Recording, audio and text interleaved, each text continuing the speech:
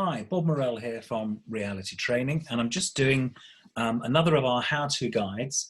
And Jeremy did a very good how-to guide about how to sell, which was very much focused on business-to-business selling. So we thought we'd do a very quick how-to guide on how to sell to consumers with some top tips that I think will help you, especially when we all get back to work. So here is the agenda for this presentation. We're going to talk briefly about our sales training experience, which has now been 20 years. We're then going to look at 7 top tips for selling to consumers. If you get these tips right, you're going to do much better as a salesperson. And then we're going to give you some ways to stay in touch with us at the end. So our sales training experience, well, here's our lovely team. That was us training in the sun in Scotland a couple of years ago. And we've got lots of lovely trainers that we work with. So we've been doing this, as I say, for 20 years now. We do lots of work with retail and contact center consumer clients. So what I'm going to show you works face-to-face or over the telephone. Either way, this works. We've worked in all sectors as well. So whether it be homewares or DIY or bikes or consumer services, broadcast, etc., all sorts of sectors. And what we do is we create sales models and sales coaching models, plus additional support like training films and things like that, and on-site visits, that gives these brands a huge program that changes the way they engage with their customers and the way that they sell. So that's what we do, and we use this fantastic team of people to help us do it. So these are just some of the brands that we've worked with over the years, all sorts of brands here, as I mentioned before. All of these people are trying to improve the way that they deal with their customers. So the first tip, and this is quite an important one really, and quite fundamental. The first thing is, we don't want to have standard interactions, okay?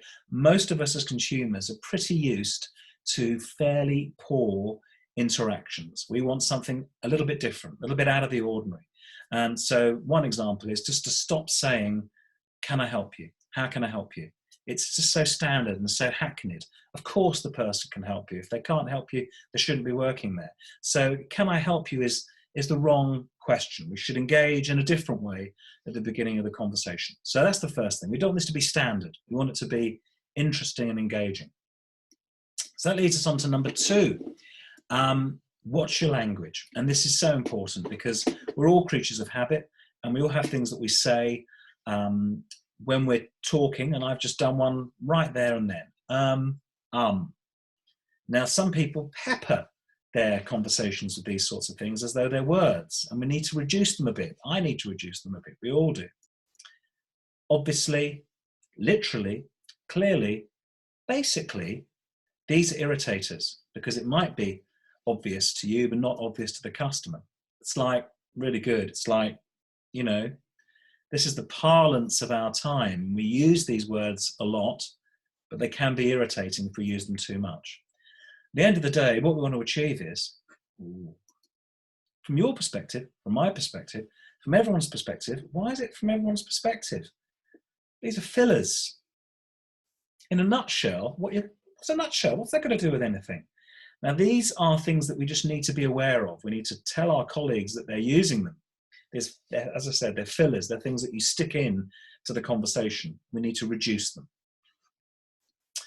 So number 3, give your customer certainty. This is really important because one of the reasons that consumers struggle with brands is that there's no certainty about what's going to happen. We need to know what's going to happen and when. And it's a really simple thing to do by setting an agenda for the conversation, or just taking the customer through the process here so they understand it. It reassures them and it helps them understand that they're in the hands of a professional. So that's really important. Give your customer certainty.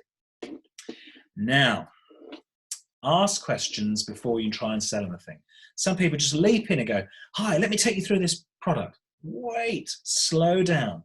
Engage with the customer. Ask them some questions, okay? Because you might find out some really, really good stuff by doing so. So open questions, not do you, is it, would you, could you. It's what, where, when, who, how, which, very underused, which. Create open questions to get the customer telling you stuff that's going to be useful. Interesting questions, okay? Is it you or is it somebody else? Or who else is involved in this buying decision? And who else is going to be affected by this? Oh, that's a good question. Get these questions out there so that people start thinking.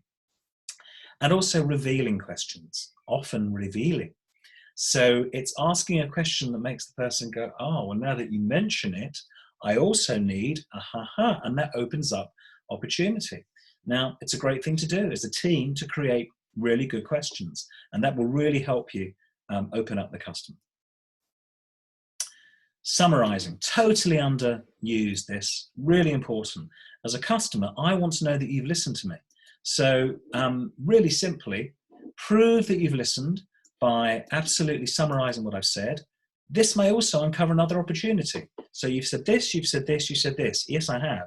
But what I didn't say was that I also need, boom, boom, and off we go again. So summarizing is a nice little thing to try.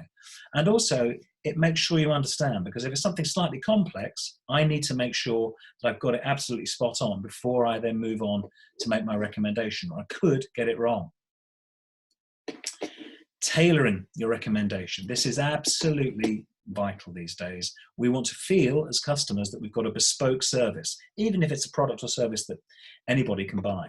So let's link the product or service to the answers they gave you. So you said to me earlier that you wanted that, but I can give you this. Oh, okay. Link these things together. The next thing is point out key features linked to quality.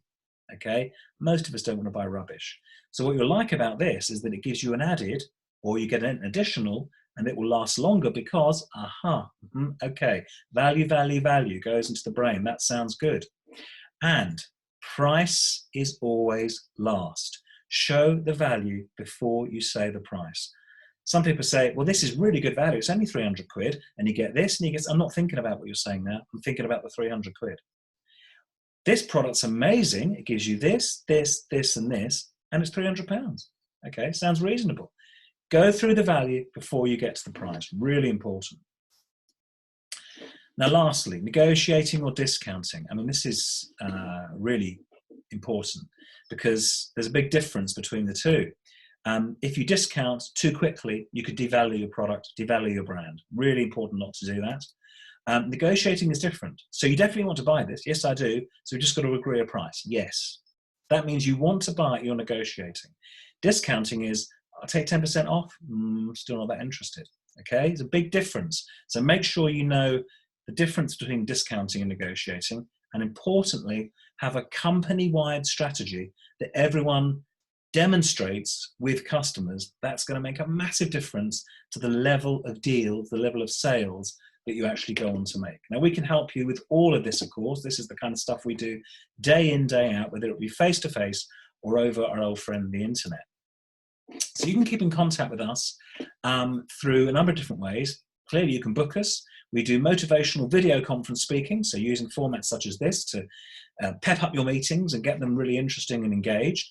You can book us as remote sales trainers. We can easily train 10 plus people on the internet in short sessions, which is going to be really useful, especially at a time at the moment where people are sitting at home.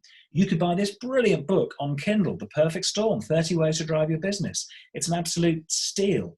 And we're doing free executive coaching every Friday. You've just got to make contact with us via our various channels and book. So there we are, some different ways to keep in contact. So I hope you found that useful. That's how to sell to consumers.